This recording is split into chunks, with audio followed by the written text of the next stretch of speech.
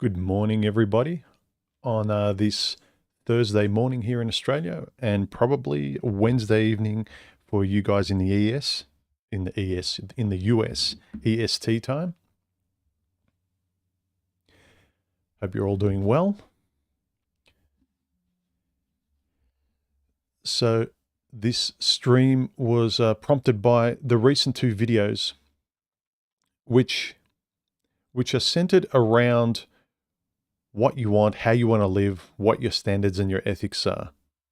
You know, not just complaining about what's wrong, and that's pretty easy. And I'm not saying what we point out that's wrong is not wrong. I'm not saying that at all. I'm not saying you need to do anything, or I'm not saying you don't need to you can just sit around doing nothing if you want. I guess it's about the will and the attitude of self-esteem, and the will and the attitude of doing something in your life, even if it's small, something for yourself, enjoying your life and not being as passive and not sort of, relying on the external validation of women and everything. And I know by default, when we're on autopilot, that's what tends to happen. Happens to me when I go on autopilot. There's a lot of childhood stuff that gets stimulated, and I react from, how I've been conditioned as a kid. So there's a lot of stuff that being conscious and aware of this stuff helps you mitigate and helps you avoid, and helps you touch that hot stove a lot less. And so,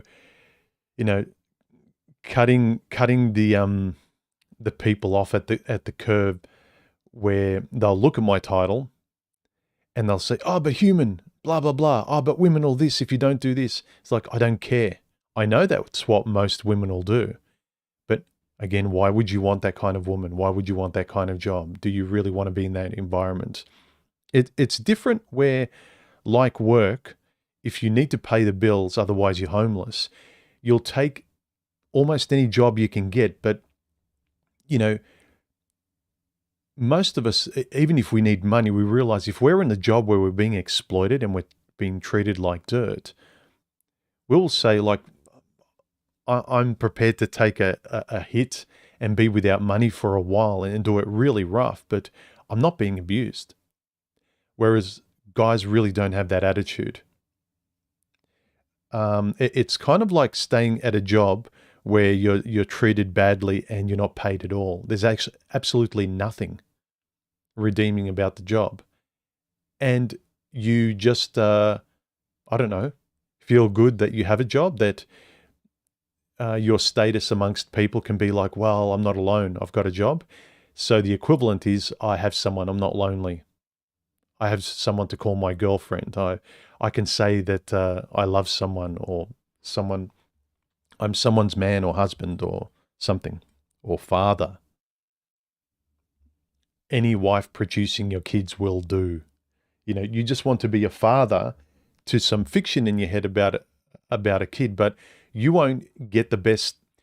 A lot of guys who do want kids, and I'm speculating here because I'm extrapolating from other things I want in my life. A lot of stuff that I plan for and try and pick in the best way I can leading up to it. It never works out exactly the way I pictured it, but it more or less is in the ballpark. And I think a lot of guys as well who really want children, they don't care about the quality of children produced by the quality of woman. They think that, yeah, it doesn't matter as long as she's pretty, it'll end up being this perfect vision of this child that I had in my head. But the worse the woman, the more that vision of the father you want to be and what you want to impart on this child and what kind of life you want to give it, what kind of life you want to have with this child, what kind of family you want to have, the more that becomes a nightmare. So how you go about things, I said in the last stream, it's not just about what you want, it's how you want it. The how makes you ask questions about how you're going about things. The how and the why is now. How are you doing things now? How are you in this present moment ethically deciding what you say no to and what you say yes to? That's what I'm all about. Once you can start to kind of exercise that muscle, always think, but what about me? In a fair way, guys. I'm not saying walking and stepping on the necks of everyone and the world just to get what you want. You're just going to be alone. So you might as well be alone by being a nice guy, or you're going to be alone by being an a-hole. But if you want to relate and cooperate with the world, and it's a reason why men want the validation of women largely. We're wired that way, but we want the willful validation where we want women to want us for reasons that we respect ourselves for. Too many guys are going around trying to get the validation of women, and they don't respect themselves because women are awful generally out there. The majority of women who really don't like men turn their nose up at men and will not accept anything other than the top 5% of men out there. They want their Christian Greys. Guys just don't understand women, and they don't respect themselves by chasing after these princesses any more than women respect themselves by chasing after these obnoxious bad boys. Both men and women don't really like themselves if they've got half a head on their shoulders and they can think about things. They're not conducting themselves in dating the way that they would want their daughter or son to conduct themselves. They are going about things in a trashy fashion. So, yeah. Anyway, guys, if you guys want to ask me a question during this live stream, if you're here, put 3 bright circles before your 3 bright emoji circles before your question to me, just so I can see it's directed at me. And if it's a question I can answer, and if it's civil enough to answer live. Yeah, I'm trying to get to do these midweek streams a bit more. There are a couple of people that enjoy them, but certainly I'll try and keep the weekend streams as a staple. So, but yeah, this liberating thought that I pose this question. Do you think women owe you something, guys? Really? No, don't think about, well, women this, women that. Like, really, does the world owe you anything? And women are part of the world. Anything outside of you, does it owe you anything? And it doesn't. I would contend about the only person that should maybe owe you something is yourself. But again, it's up to you. You can be overly analytically perfect and sort of say, well, the world exists the way it is. It doesn't exist solipsistically in your head. Fine. But if you don't have any will to do what you want, because the thing is, if the world doesn't, and world and women don't owe you anything, for me it's liberating. Then I can do whatever I want for myself. And then the rewards I get aren't based on this. I'm not wondering whether I can replicate it via this because I don't have any control in the world. I can replicate those things if I go about them similar ways. The odds of doing that, if you guys who are, always adhering to stats and data, the stats and data, to having the will to go about things subjectively and trusting your own empirical experience rather than data out there that's changing, and relying on women to treat you well, when you treat it as a skill that you're can't speak. Maybe a shot of coffee will help. Maybe going about things subjectively via a similar way that tends to bear results will work better than, superficially looking like and acting like some sort of, high value male, and then hoping you get chosen for that job. And that's all you care about. You don't care about relating to the person. You care, again, I'm veering off on a different topic, but this is what I basically mean, is that women don't owe you anything, gentlemen. They don't. Get it through your head. And I'm not blaming us or you. I'm not putting you down for anything. I've been here. I was blaming my exes for a long time, but because they don't owe you anything, you also don't owe them anything either. And think about the liberating position of that. You are free. And I'm being serious about this. I don't, people say, oh, human, you're delusional. You exist in a world. You have to relate to things. I do, but I relate to the world with boundaries and I have my standards first. I have to pay my bills and have a roof over my head the way that everyone else has to go about doing things and paying for things. But the choice of who I relate to is up to me. I'd rather have that more optimistic, self-determined view, because I've noticed the older I get, the more I take that attitude and actually implement it through my own actions, ethically implement it. Like, no, what I think. And I started to do this when I started to have always the breakdown after the honeymoon period in relationships with women, where they would kind of shame you and say, well, human, if a real boyfriend would do yada, yada, yada. If you love me, you'd blah, blah, blah. And then I just jump to doing what they said because, of course, someone who loves someone would do that. But then you have to ask about yourself. Do I love them? Hang on, what do I think? So whenever she says, well, a boyfriend would do this that his woman wants, it's like, but what about what I want?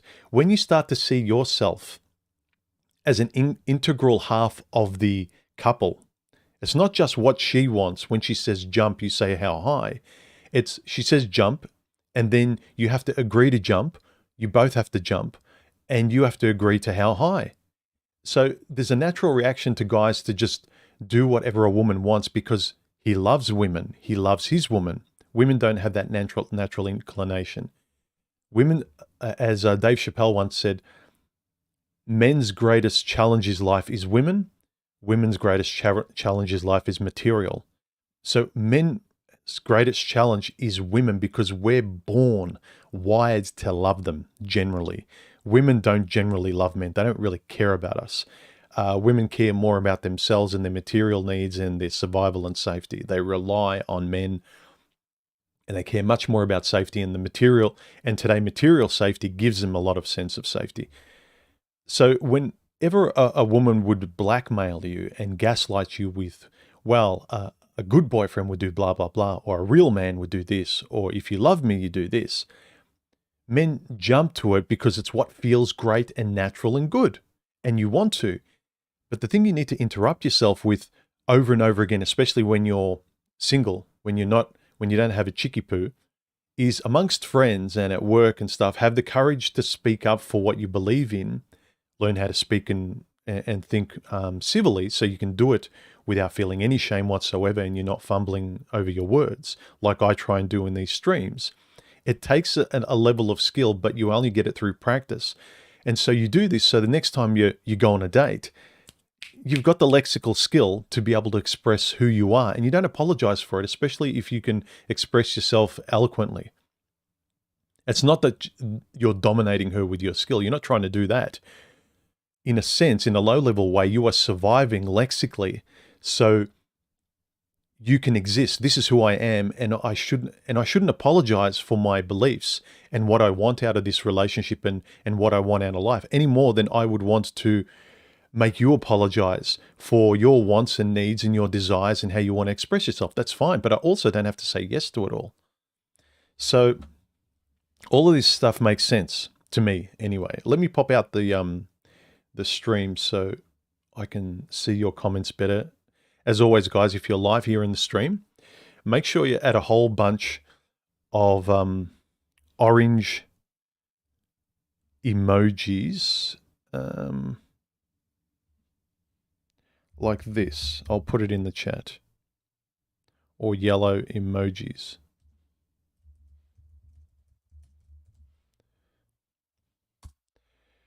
Like that I just placed up on screen, if you're live, if you want to ask me a question. Hi to the regulars, Ted, Peg, how are you? MGTOW Biologic, An Interesting Life, how are you? David, how are you, man? Hope you're doing well. Yeah, David made a comment in terms of like how entitled a lot of women think they're rightly allowed to be on dates. Is that she says David says, if you spend at least $200 on drinks and dinner, I'm not, and then she says, I'm not interested. Okay, stay home then.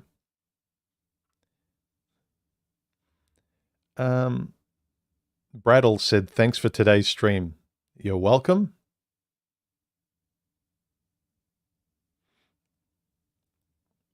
Mandate says, human, is it a good idea to marry a woman approaching 36 years old with no father in her life?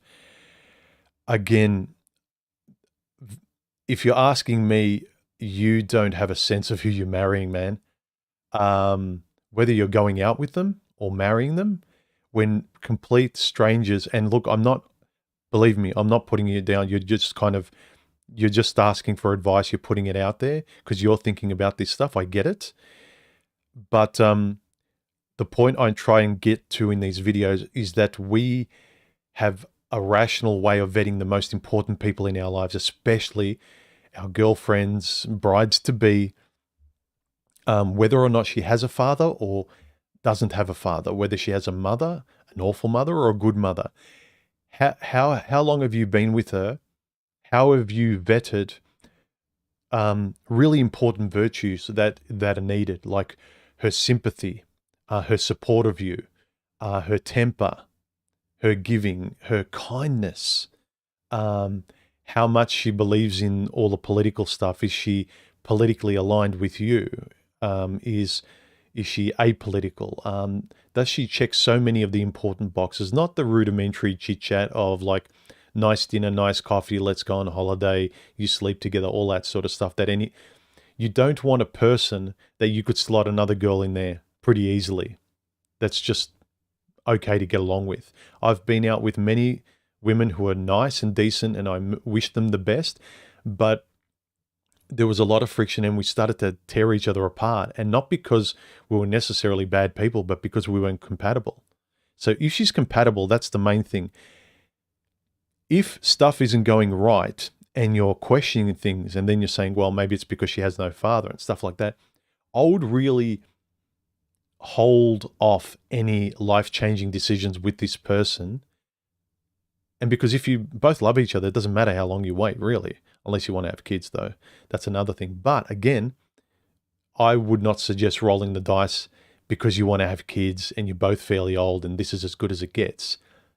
I would still say that's a bit reckless. So I wouldn't say necessarily that her not having a father in her life would really, it certainly may have a factor, but again, I don't know her and I'm not you.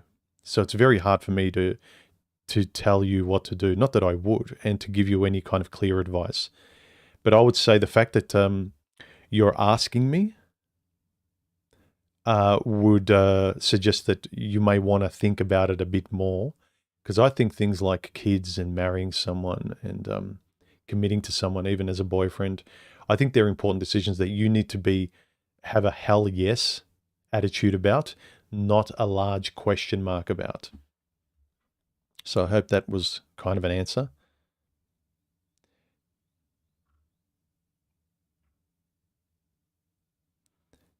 Hello, interesting life. Hit the like button, yes. Help the channel out. Become a member if you like.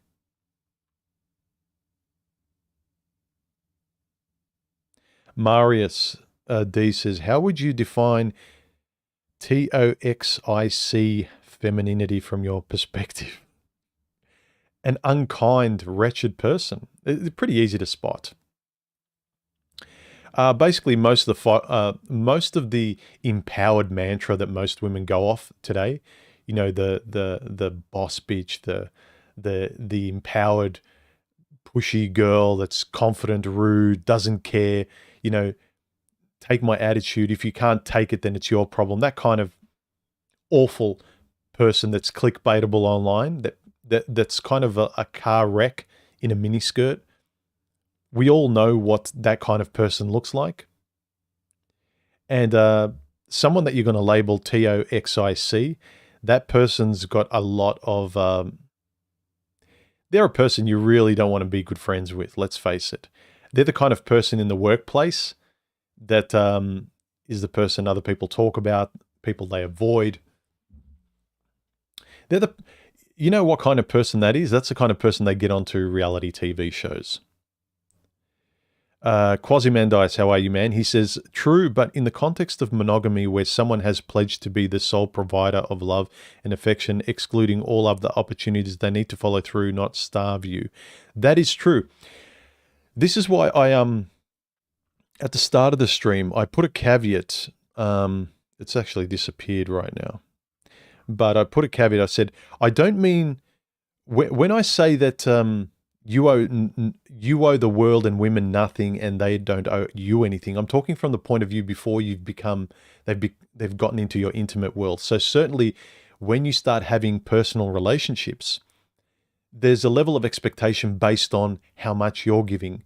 If you're constantly giving 80 or 100% and you realize they're not giving anything, or they're a lot of hard work, then you stop giving it, then you leave or talk it out, make a decision and whatever. I'm not saying to be a doormat. Once you've both communicated and you're keeping both of you accountable openly through conversation, you're keeping both of you accountable. I'm going to say what I'm going to keep my promise about what I'll do. I'll try my best, and you keep me accountable, and I'll keep you accountable. So you've openly told each other where you stand, what your roles are, and you can count on me to do this. This is how I see relationships, yada, yada, yada. That's different. I'm talking for a lot of these guys that keep tripping up before or even during the honeymoon period of getting with Chicky Poo because they haven't chosen her properly. They don't talk, they don't communicate, they don't lay their cards on the table, and they don't insist on the honesty of, this is where I stand. If we're going to do this, this is what I'm all about, and this is what I respect and what I would require from a woman. Not that coldly, but you say it in terms of a conversation. This is what I want from a woman. This is what I really like. I don't like when women do blah, blah, blah. And this is why it never worked for me in the past. So you basically lay out, and if you have that conversation of exclusivity after the dating and getting into something serious, then you can expect things, but you're consciously communicating and you're keeping each other accountable, and you speak up when your boundaries are crossed, or when it's not just, it's when your rational expectations are met, not irrational blind ones where you don't communicate. This is what I'm stating in this video. In this video, I'm stating, what do you want when you're going out in the world and trying to negotiate with complete strangers or the average pedestrian out there, where about the best you can expect is a vague please and thank you and excuse me, that kind of basic civility and politeness. But beyond that, everyone else, they don't care about you. The world doesn't care about you. Most of the world is out there to put their hands in your pocket, take your money. The ends always justify the means. And if you don't say no, then they'll assume it's a yes. Whereas once you get into an intimate relationship, your family, friends, your loved ones, your lover, your wife, your whatever, should be based on communication. They should know when you're uncomfortable because you've gotten to know them a lot better than a stranger out there. So what I'm talking about in this video, when I talk about she doesn't owe you a thing and neither do you, and that's your liberation. You are free to put your own conduct first, and the outcomes of your life are much more in your control. I would offer that you guys think more that way, rather than asking for permission all the time.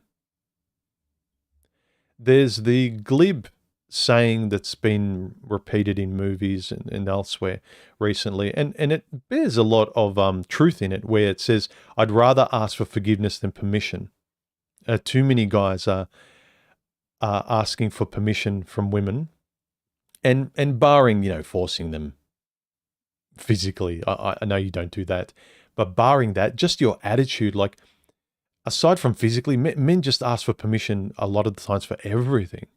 The permission to speak. And I know a lot of the media we communicate in censors us. So we're always walking on eggshells, not just with what we can physically do, but now what we can verbally do. And with very few father figures having brought up a lot of the young guys today, there's no words with which guys give themselves permission to speak. So yeah, Quaz, I understand in the context of monogamy, where someone's pledged or you've earned the trust, and it's the same with good friends amongst guys, whether it's explicitly said or over time, you've shown trust through consistent, repetitive action in certain things. You know, you can count on your buddy in certain areas, and you talk about it, and you fist pump each other where you know how, why, and where you're good friends. In the same way, you might not fist pump each other, but you intimately pump each other and verbally communicate with a lover where, how, and why you trust each other. The where, how, and why of knowing how you trust someone intimately is a very, very big thing. And I think a lot of people think that, well, the outside world of pedestrians in the supermarket, the polite please and thank you is good enough. And I can just do the same thing with a good-looking chickie poo, say please and thank you, and that's it, and not broach any deeper conversation. Well, you're not going to trust chickie poo any more than you would a complete stranger at the supermarket. And I would contend a lot of guys, you can trust a woman, the checkout chick at a supermarket, much more than you can the person who you're sleeping with in your bed. And some guys who have got kids with this woman thinking, holy crap, like I've got a kid that if I ever lost them, I don't know what I'd do. And the person I'm with, I don't know them. I don't trust them. They could take my house. They could take everything. What have I done?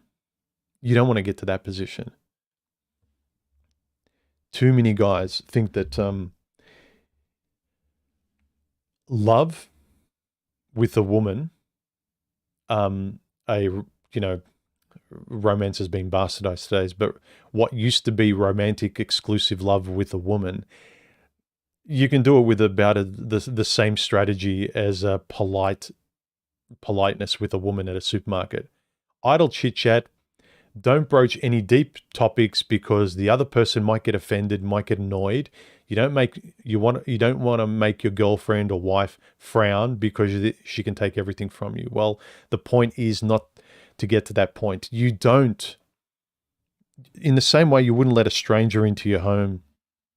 I don't understand how so many women and men can just hook up on Tinder, not having met, just type, yeah, this is my address, come, we'll bang, and I've got the best case scenario in my head, and then afterwards I hope the cops don't come knocking on my door. I hope she's not crazy.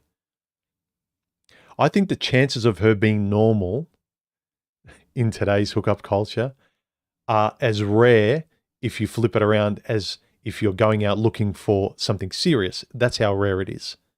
So finding something good dating normally compared to finding someone normal hooking up that's not going to train wreck your life is the risks are just really high. And the guys that kind of laugh at me and say, oh, human, you're looking for unicorns.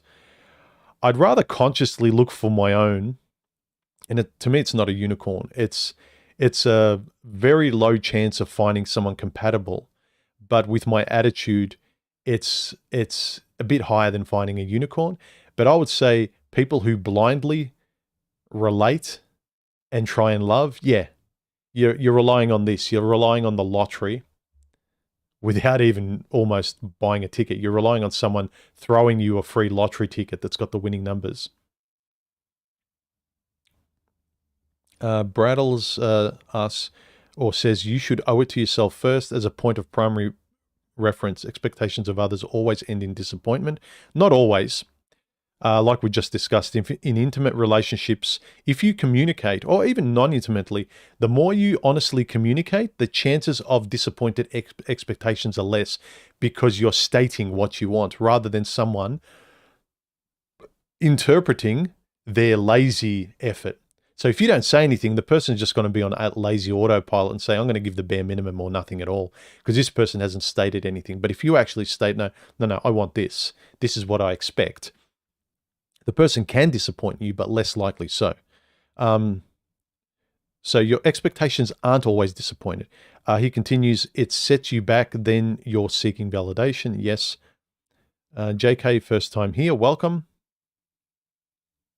Known Urizen says, I think that compatibility is more important than love. Yes. I would argue that you don't really get to connected love without compatibility. So just like trust precedes love, I would say also compatibility precedes trust, precedes love. He continues, because emotions are transient like personal values. Emotions can be transient. Personal values don't tend to change as much. Continues, it's what we do most, our disciplines that make us who we are, not our feelings. Especially with guys. Guys are what we do, not how we feel. Women are much more how they feel, not what they do, because most women don't do very much at all. And they think it's normal to change your ethical and moral stance from one day to the next. In women's logic, like a lot of them, I didn't break my promise, I changed my mind. What's your problem? So women's lexical ambiguity doesn't make sense to a lot of guys, but for women, it makes complete emotional sense. So all you can do is control how you think, speak, and be very firm about that, and not sweep under the rug and excuse Chicky Poo just because you want her. If she's transgressed, if she's crossed your boundaries, state it. You don't have to do it angrily. Do it with a smile on your face, but just point out, hey, you said you wouldn't do this. So something said seriously with a smile on your face is still communicating what you want. And if they frown, it's like, well, it's not your problem. You transgress my boundaries. I told you, don't get angry at me because you're subconsciously annoyed at yourself and you want to relinquish responsibility by projecting it onto me. We need to get better at thinking and expressing these things, guys. If I can do it here, and I'm not sort of big noting myself, the reason why I wanted to get better at translating my thoughts verbally is that so I would be better able to survive with the horde of awful women out there, the princesses that expect everything and they laugh at another person's misery. I am like this through practice for survival's sake. And now I've gotten to the point where I'm fairly comfortable at expressing myself and placing myself first. I'm not perfect all the time. You know, I've still got a lot of the nice guy, people pleaser tattooed in me. It's been conditioned from birth. I've spent most of my life doing this, but I have to be a lot more conscious and doing this.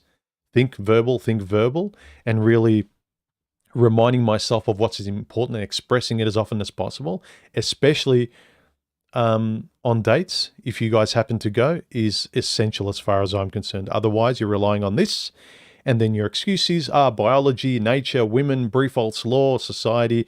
It's all this external locus of control.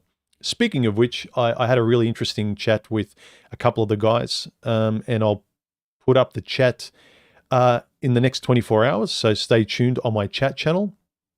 I'll try and put a link below this video, but I'll put a post on my main channel.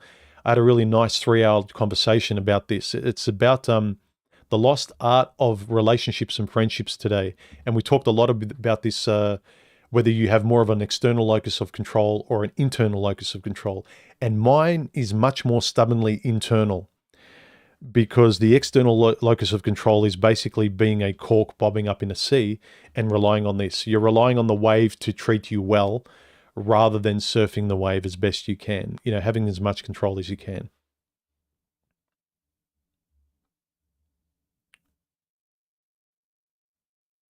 JK says, I think JK asked me whether or not he should marry his girl. I think he's the one. He said, so I and my girlfriend, we've had a few fights over the course of our relationship. And the one thing that bothers me about these fights is the part where she storms out and completely shuts me out. Ooh. If she doesn't communicate at all, she's basically... I'm trying... See, a lot of this stuff, I've gotten good at being reflective. Like, I've had situations like this with my last long-term relationship where I stormed out as well. But I reflect on this as an observer.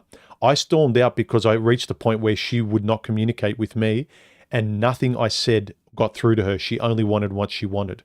So I would say something and it was like I said nothing, and she would just keep repeating everything that was wrong with me. She didn't have to do anything. I was wrong. It's not her problem, blah, blah, blah. She didn't recognize me or any of my needs. And so I got to the point where the only thing that worked was leaving. But if she's not communicating at all, I was communicating my ass off. You think this kind of person would just shut up and leave? I communicate my ass off, especially like you ramp this up by 10 in volume and lexical speed and like precision. This is what I'm like when things matter more than anything. Multiply this by 10. So if she's not communicating and she just storms off, she's just a child that holds her breath until you give in, until you say yes, dear. Then she'll breathe again. She will frown until you say yes, dear, and then she'll smile. This is emotional blackmail. So if she's doing that, I would be worried about marrying this sort of person that's always misright.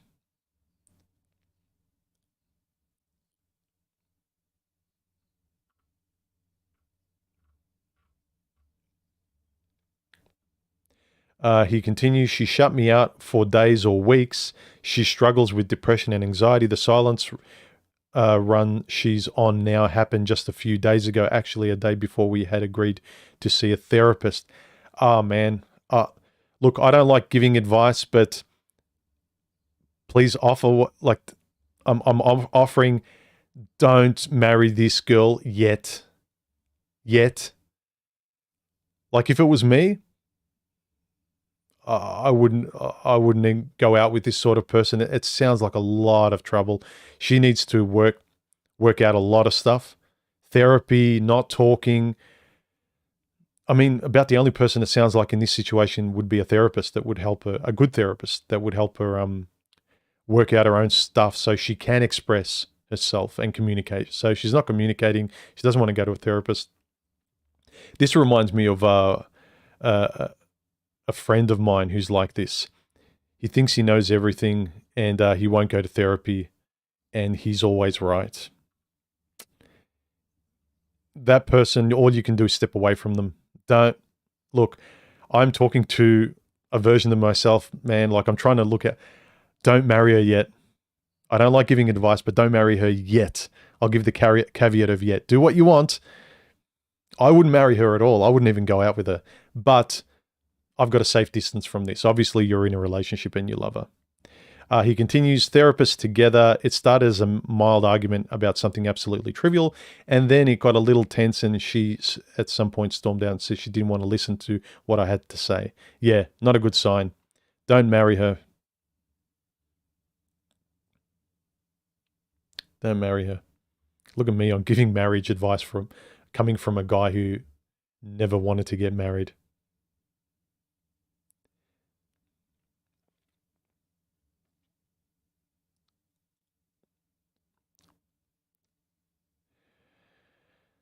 On that matter, I wasn't making sense, and I replied in the moment that she was being disrespectful, actually shallow and lazy thinking. This got her really angry, and she said she was leaving.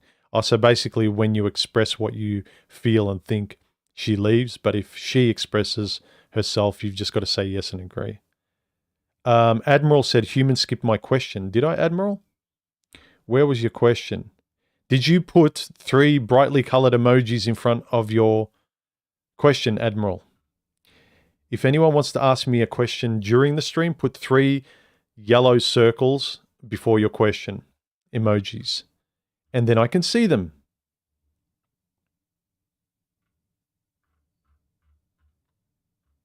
I didn't skip. I can't read everyone's. I'm talking as well. The reason I pose this thought model as a way of conditioning yourself, always put yourself first, is, respectfully, because a lot of guys just are invisible to their own needs. They put women, the world, everyone, and then they rely on being a good boy to get rewarded, rather than, like, the world expects so much, and women expect so much for giving nothing. guys generally, they give, but they don't expect much. Like even it's hard for even guys at a pub when they say, "Oh, let me get the beers," and guys are fighting each other. Even here, guys will fight me when some guy wants to say thank you and buy me a metaphorical beer by giving me a donation or joining the channel, when they're just offering me a donation or some sort of a few coins as a thank you. I'm not asking for it, but I appreciate it. And you get guys saying, well, humans e-begging, he shouldn't even ask for it. Like this attitude of, I require nothing. I will give everything for free. And then later on, it's like, Chicky Poo took advantage of me. I did everything and she did nothing. It's like, well, you didn't require anything. You didn't say thank you. You couldn't accept love. If you're a love giving machine, but you can't accept love or affection, I'm sorry, it's on you too. A lot of guys need to know how to realistically accept love or affection or whatever. They don't require anything and they think that's the sign of a good and righteous guy. Have some needs too. Again, be grateful when your buddy buys you a beer.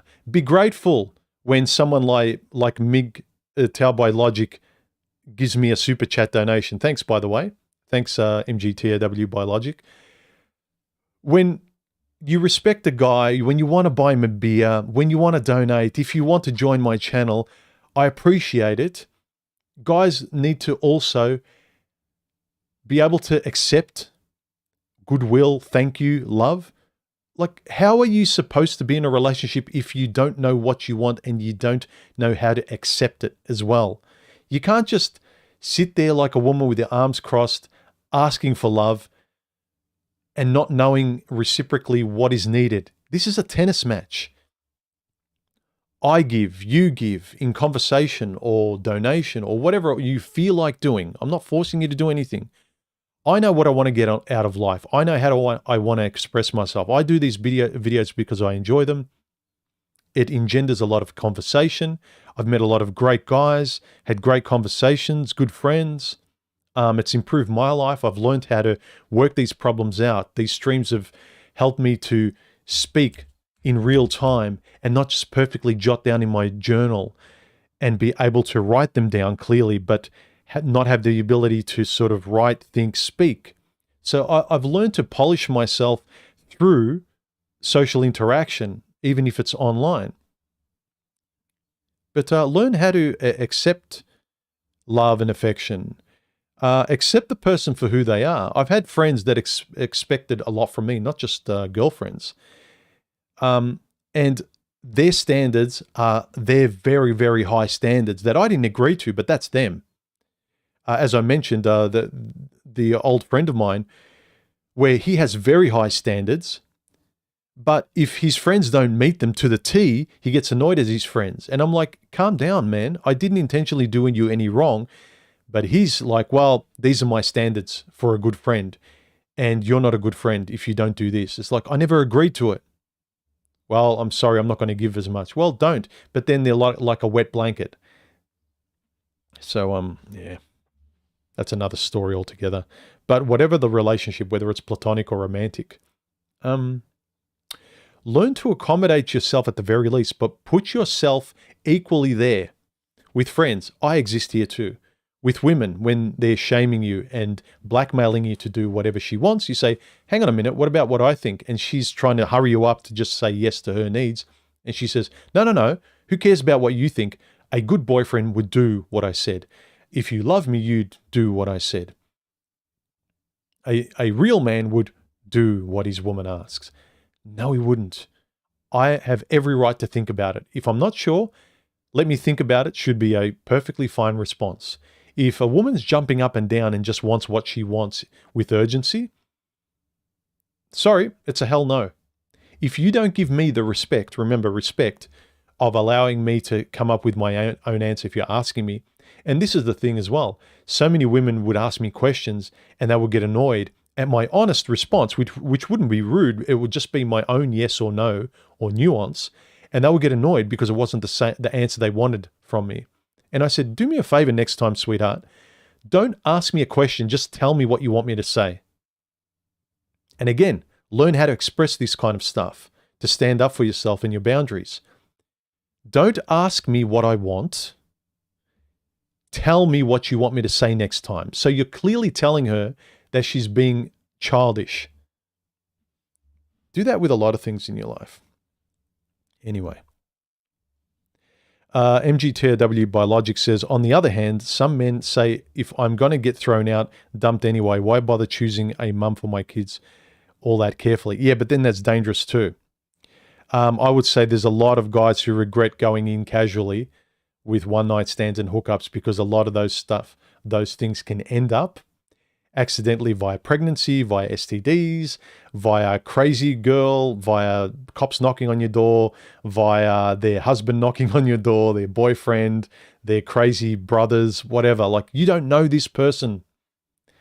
If you can't trust them to come through your home, like even a lot of the guys I speak to, there's a handful I've spoken to over long term online here on my Discord, that I've gotten to know that I would say, yeah, I'd catch up for with a coffee, or if they were in Australia, they'd have a bed to sleep on.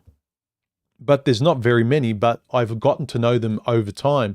These people are hooking up basically within 24 hours, inviting a person into their most intimate space, into their home, into a hotel room, and just crossing their fingers that this person's not a psycho. Like I said, there's just so many things that could go wrong because you don't know the person. The more you know the person, because you're expressing yourself, you're communicating, you're trusting them over time, and you can't trust the person quickly. It needs time, and you need to be able to take one step forward, trusting them, see if it's validated, and then over time, see if that's trust in that same area comes back in the same way again and again and again, and it doesn't deviate. Then you know you can trust them in that way with that particular thing. That is where they stand with those morals and those ethics. A woman can say a whole lot of stuff. I'm too kind, I'm too nice. But you'll only know if you can believe her. A lot of women just say what they feel they want to be, what they should be, what is romantic, but it's not really who they are. Maybe they want to change, so they're just presenting a better version of themselves, but not really who they are. Yeah, MGTOW Biologic says, good enough to have a kid with, but not good enough to be with is unpleasant. No Neurosin says, I plan to find a compatible woman by politely stating my needs to her and by watching what she does and not just expecting what she says to be true. I look for examples of accountability. Yes. Look at her actions. Take what a woman says with a grain of salt. Okay, you have to you can't just be all negative and skeptical, right? Like, you have to base it on something about what she says in her profile or when you meet her to get to the date. But once you're on the date, trust your own judgment, what you want. I exist here too. How she acts, how she reacts to the waiters, how she's kind, examples of her virtues. She can't just talk about her virtues. She has to express them casually in life around you when you're together.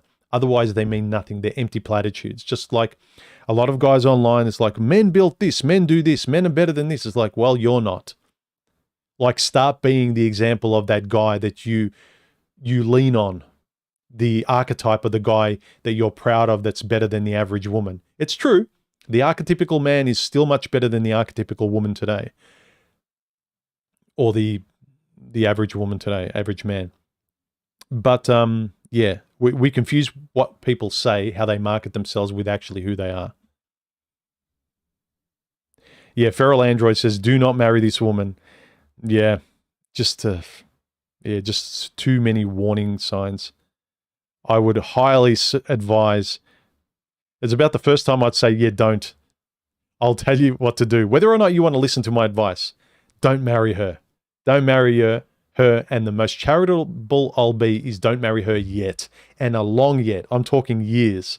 Because this kind of behavior at the start of a relationship, I mean, if you're just starting to go out with her and she's like this and you're thinking of marriage, God, man, don't.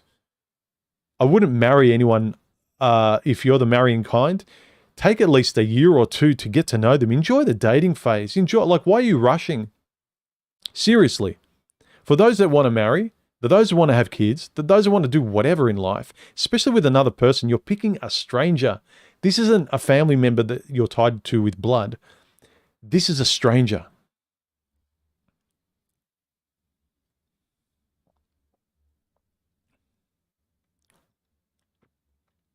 Bradle says, what are your thoughts on using whatever means necessary to ascertain trust and fidelity, such as tracking upon developed suspicion? We know trust will be destroyed. Declaring this, is it worth it? If it's right at the beginning, look, again, I would say no generally. If you can't, because the reason why, I'd say it's fine because it's practical, because you don't want to waste time if you just started seeing someone, but also it also belies that you don't trust your own judgment. And so then I'd say, why can't you say what you want? Why can't you ask her any questions? So rather than putting a tracking device on her, say, are you seeing anyone? You know, you said this and this, like, why do you have suspicions? Express your suspicions and actually look at why you're suspicious, and be honest with yourself, and then be honest with her. Rather than, again, keeping your mouth shut and relying on detectives, tracking devices, blah, blah, blah. So I would say that. So generally, no. Farrell says stonewalling will get even worse in marriage. Yes. If you marry this girl, it'll be, I'll leave and I'll take everything from you. I'll take the kids. I'll destroy you. She is... Just imagine the kind of behavior she's doing when she's leaving, when she doesn't get what she wants now, when you're just dating her. It's going to be ramped up tenfold because, believe it or not, this is her on her best behavior. If you marry her, it is going to get worse. It won't get better. It will not get better. I can almost guarantee, I'll put my house up as a bet. It won't get better. You can marry her to prove me wrong. Good luck. But I'm pretty certain I won't lose the bet. Yeah. Waterworld 360 says, a woman needing therapy is huge. Yes. If she doesn't have a fair, reasonable adult way of relating, it can't just be all chicky poo and princess with honey, like little bunny rabbits and stuff like that. When it's time to be an adult and there's a serious thing to discuss or talk about and work through, if she can't be an adult, then don't marry a child. I know some of you guys want children, but don't marry a child. You're going to be taking care of the kids you have as well as the child in your wife. Yeah, MGTOW Maddie puts up a good point. What'll happen is, look, she just got pregnant as well. What a surprise. Someone who avoids things, doesn't speak and walks away, all of a sudden just gets pregnant.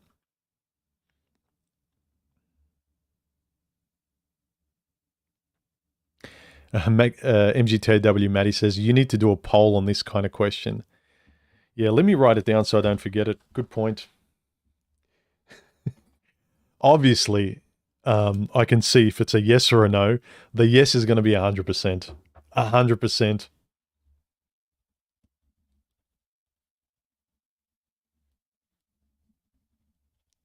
Talk amongst yourselves.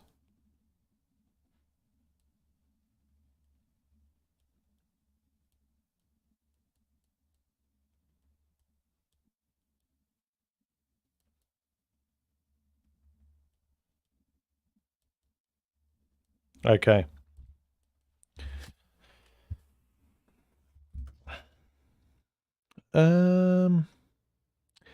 As always, guys, like, subscribe, join the channel, comment below, and yeah, if you want to ask me a question, if you're here during the live stream, put 3 circles before your question so I know it's directed at me.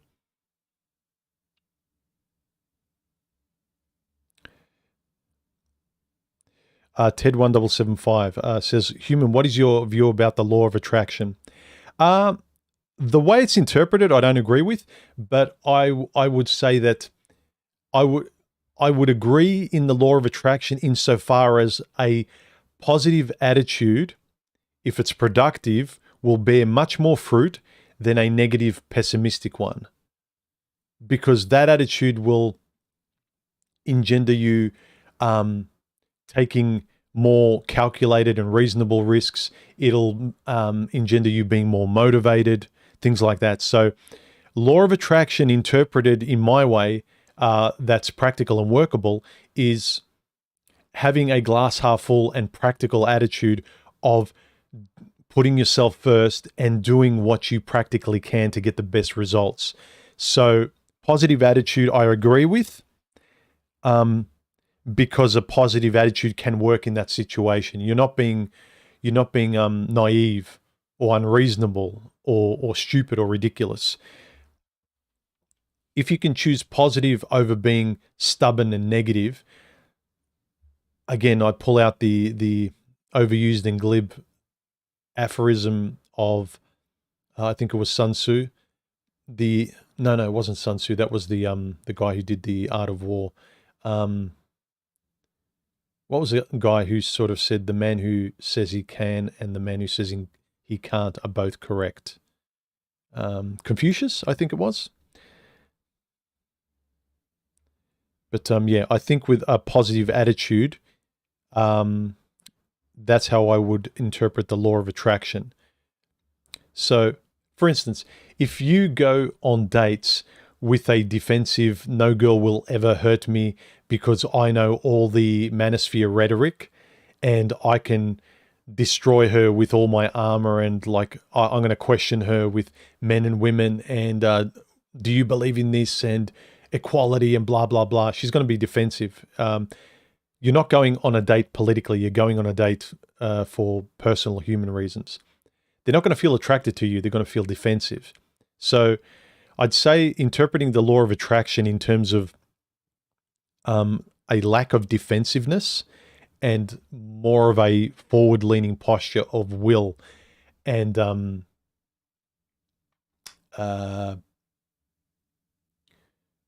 what's the word? It's a simple word, but it's escaping the front of my brain. Not positivity. Something like that anyway. Known Urizen says, do you think that a woman who shows signs of self-discipline, like taking care of her health and mind and taking care of her loved ones, are indicators of consistent character? Yes. Just quickly from my last serious relationship, my ex, she really had no patience for her father, and her father was a great guy. I miss him the most out of that relationship, and I miss her dog as well. But I miss him. He was such a nice guy, and he and I got along really well. Her and her sisters, they always bitched about everything. They loved the reality TV side of things. They loved gossip a lot.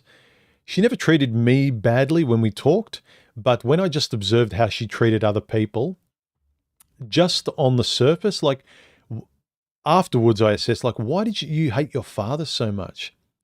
She didn't hate her father. He annoyed the crap out of her. And I couldn't see why, and she could never give me a good answer. I asked her about it. She said, he's always annoying. He's always overbearing. When we grew up, he was always telling us to be home at a certain hour and, always preaching to us about what we should and shouldn't do.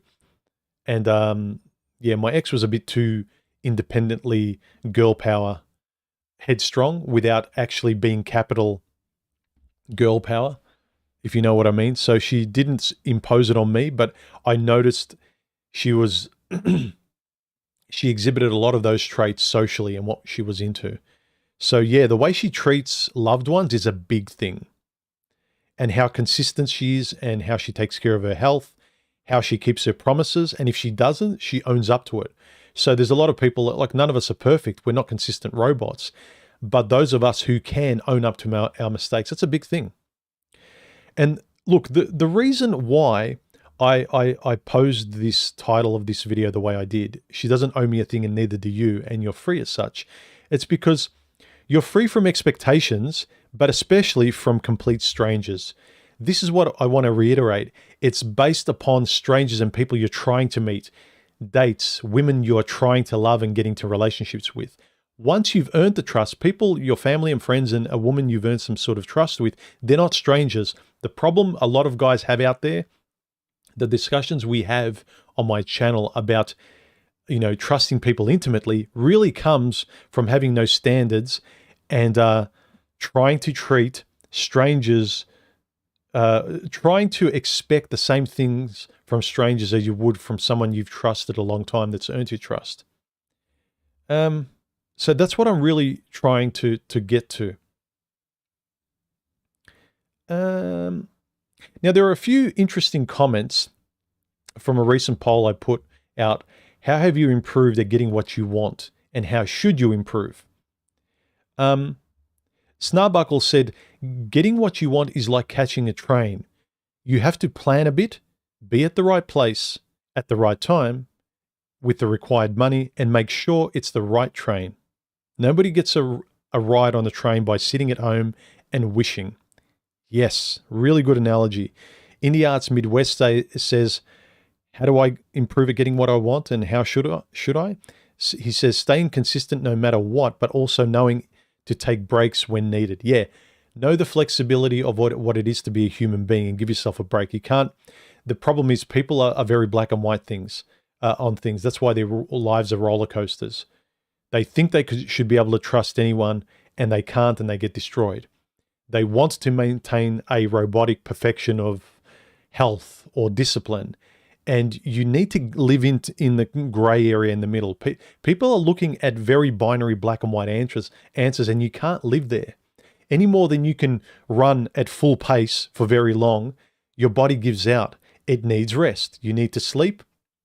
You're awake. The sun goes up, the sun goes down. Life is a pendulum that kind of swings back and forth consistently over time. You can't stay at one extreme for very long. So, and in terms of relationships, the way to keep that consistency going, and it's not going to be the same consistency as you had at the start of the relationship, the honeymoon period where everything was like fireworks. It will die down a bit, but to sort of a comfortable compatibility, you would hope. So, Christopher responds to this question I put up. I became more assertive and less tolerant of poor relationships throughout my 30s. I cut off friends, family, anyone with whom I shared mediocre and not reciprocal ties. This allowed me time and space to tailor my life by focusing on the ambitions and relationships I wanted specifically, and stop humoring people simply through habit and time served. Yes, a lot of us have friends and people in our life. We are loving people through habit. We are in hobbies out of habit. We were 22 and we found a hobby or a friend that was the answer, and they were great. And now you're like 40 and you're just running on the fumes of something that your 22-year-old you chose. Christopher continues, stop humoring people simply through habit and time served. As selfish as this seems, it absolutely improved my ability to get what I want in everything. When I became more driven by my own needs and focused less on validating the status quo. Yes, be driven by your needs and be fair in reciprocating with someone who shares your needs and values too. Don't carry your past needs and standards from 20 years ago, because you're not living a conscious life with what you want now. My relationships are now very deliberate. Yeah, deliberate's a very good question. Are you living life deliberately? He continues, more cognizant and sincere. Sincere is another very good word. Are your relationships deliberate and sincere? That is very, very well said. Selfishness isn't just an undesirable trait in people. It's a requirement. I remember saying this to a girl I dated a few years ago. I said, I'm a fairly selfish person. And she kind of said, I don't like that word. And I said, let me refine what I said. I'm very self-interested. So selfishness gets a bad trait because it just wholly means you get joy out of stepping on the necks of other people to get what you want. That's what it generally means, I know. So you have to clarify what you mean. And self-referential or self-interested is another way, but I think you need to explain these things, because all the philosophically selfish and right ways to conduct yourself have really gotten bastardized, and you need to explain yourself, because people talk in extremes, and they've taken well-meaning words now and they've used them to be able to express themselves in the worst kind of ways. So be very careful. T-Dog says, I've improved by letting go of perfection. Yeah, I did this too. This helped me, letting go of being perfect and being more of a human being, which is a reason why I named my channel the way I did. He continues, anger and other people's expectations he let go of too. It's enabled me to be proactive and focus on processes that I value. Humble Boy says, self-love. Self-love makes me act justly towards myself and demands that I receive too, instead of just fulfilling others' expectation. I squeam a bit when I say self-love personally, and I think a lot of guys too. I would again replace that with what I mentioned before. Self-esteem, or being what did I just say a moment ago? What's wrong with me? Need more coffee. Instead of self-love, try and be more self-focused. Love is a very, to me, vaginal word. And it's been sort of co-opted and used in a lot of the Oprah-styled meme self-help rhetoric. So I don't think you're going to get through to many guys. But being more, come on, human, think, what's the word? Being more self-focused, being more self-determined, having more self-respect, all that sort of stuff, putting yourself forward, I think is better. Self-love is a bit more, I don't know, my word's self-flagellating. But if it works for you, it works for you. That word self-love doesn't work for me very well. So guys, any last questions, shoot them to me now before we end the stream. Put 3 brightly colored circles before your questions, so I know it's a question directed at me, and I'll try and answer it. Me says, human, my situation at 58 has more red flags than a Chinese parade.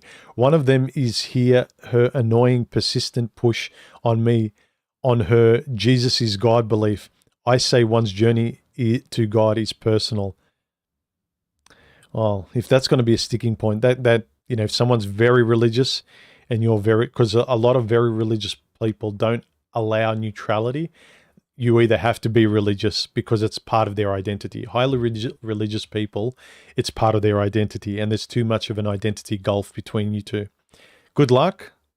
It's different if you have slightly different views on religion, but you're largely in the middle. But if one person's on the extreme and you're either on the other extreme or you're neutral, people who are very sort of very extreme on their beliefs, they don't allow neutrality.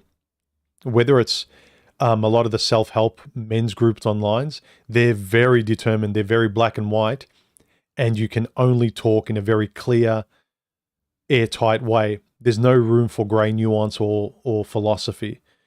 There's no sides to investigate both sides of the argument. Certainly very little room to investigate your personal experience or your empirical experience. So be very aware of extremists, whether it's in the male space, female space, society, especially if you're trying to have a relationship with an extreme thinker. At the very least, your extreme thinking needs to match theirs. Otherwise, you need to meet in the middle somewhere with some sort of compatibility.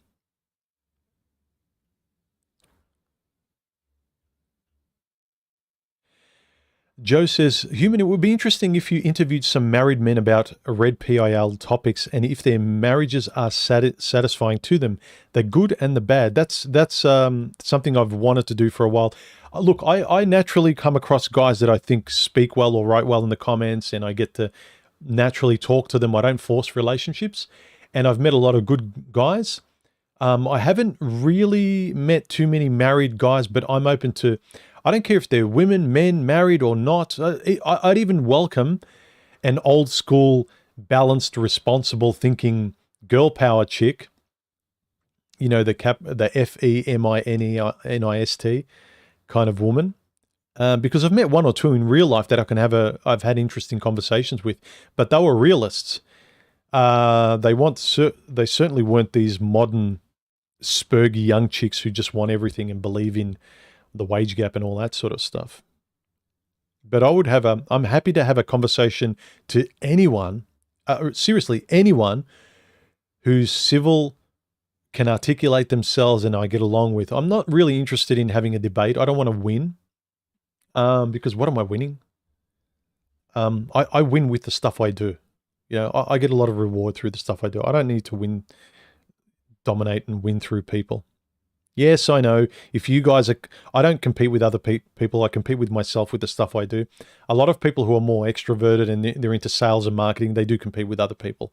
To them, it's a dog-eat-dog world because they get a lot of their reward and satisfaction through winning through other people. They have the Gore Vidal attitude of, it is not enough that I win, others must lose. That is their attitude. But I'm not like that. I'm much more a relationship person than a debate kind of winning, dominating people kind of person. MGTOW by Logic quotes from Jack Cornfield. The problem is you think you have time. Yeah, women reject this at their own peril. Hey, August Lyon, how are you, man? Yeah, Roger confirmed it's Confucius. That was the saying. I was trying to think of the person who originated the saying before. Channel 1-800-DUMB, thank you very much for the super chat donation. I appreciate it. He says, salute to you, human, and the sphere respects you, and all the sphere respect you, but they do not respect the warriors in the NRL. What has happened? Channel 1-800-DUMB is from New Zealand. Am I mistaken? Are you married, 1-800-DUMB? If so, there's an example of a married guy. He's a fairly cool guy in the comment section from what I gather. Thanks for the donation. Schlitz Maltz Liquor, thank you for the donation as well. I appreciate it. JK says, human, what are the most fundamental character traits you would want in a woman? And do you agree these should be qualities you should also expect of yourself? Thanks for earlier real clarity. If I had to sum it up, a kind woman, because I appreciate it and I'm just natural. I don't just think like I am a relatively nice person. I have to I've learned to kind of put up boundaries because I've got a lot of the people pleaser. I'm too balanced at times where I have to intentionally be this way with somebody I don't trust just to protect myself. But if I would say something, look for a kind woman. And any values you look for, I would say you need to reciprocate. Because if you look for a kind, giving, generous, polite, blah, blah, blah woman who has good family values, I don't know how it's going to work if you have the opposite of those values. You are looking just to get things from relationships that you're not willing to contribute. So I would say that the important things that you look for in a woman is also the important things you need to reciprocate. It's different in terms of like giving birth to children and being a mother because you can't actually do them from the position of being a guy, but where it's got nothing to do with being a male or female, where they're just character traits that could be ascribed to both men and women, and they're both prized in both men and women. I would say kindness is a trait. And I was talking to my woman about this. I say, what would be one trait you would say, like, is one of the most important things to look for in a guy? What were you looking for in a guy? What should women look for in a guy? What should men look for in a woman?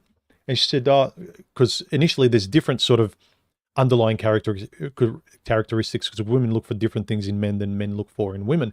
But generally, I said, the one thing, wouldn't you say kindness? Because that's an umbrella over so many other things. Because if you're kind, you're going to be fair. You're going to be polite. You're going to be see things from two different points of view. You're not going to be not myopically selfish.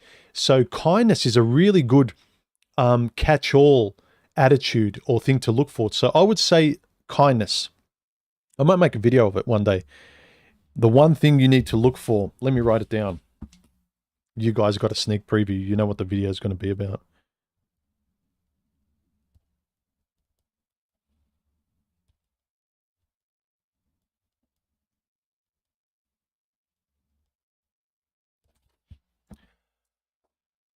Oh, come on.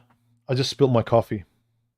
Do you know I spilled a whole tumbler of this earlier all over my studio setting up my camera? When am I going to learn?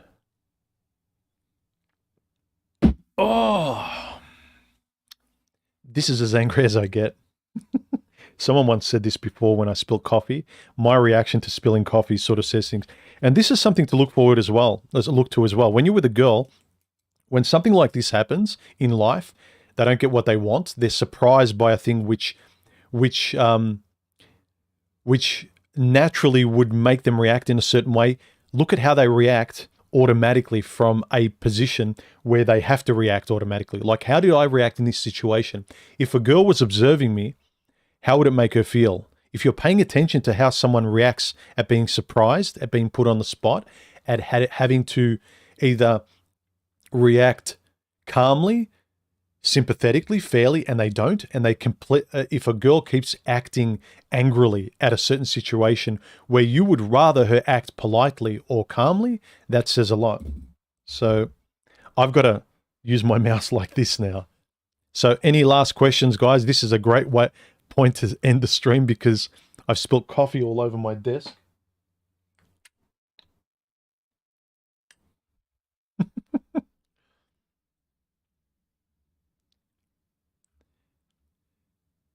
Guys, 3 yellow circles if you want to ask me a question or super chat me. Let's wrap up the stream because we've been going for just over an hour. Let you guys go to bed because a lot of you people in the US have work tomorrow and I have the rest of my day to try and be productive with. It's pouring cats and dogs here. It's raining really heavily. Schlitzmaltz Liquor says, that's the anger of a man that has never been married. Red Pill Christian says, are you Christian? You are a very deep thinker. So are you suggesting that only... Oh, no, I'm not a Christian at all. So...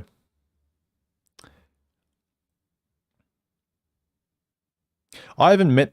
again, I'm not... Look, I've met Christians that are open to deep thinking as long as I don't ask them to think critically and in a different way about their religion. So you're right. So if I would talk to Christians, I would say I'd have a better chance of philosophically speaking about a subject as long as I don't challenge their book or anything in it.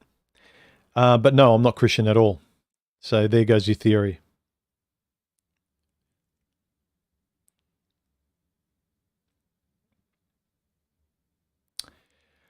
I would be grabbing napkins to help clean up the disaster. Yeah, but I'm doing this. I'm in the moment, guys.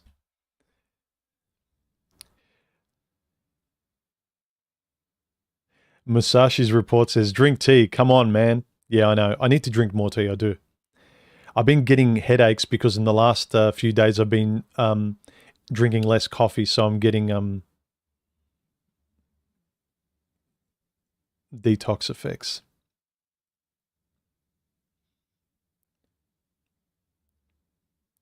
Musashi, thank you for the donation. Says, human, you got to drink more tea. I'm driving. Yeah, I do.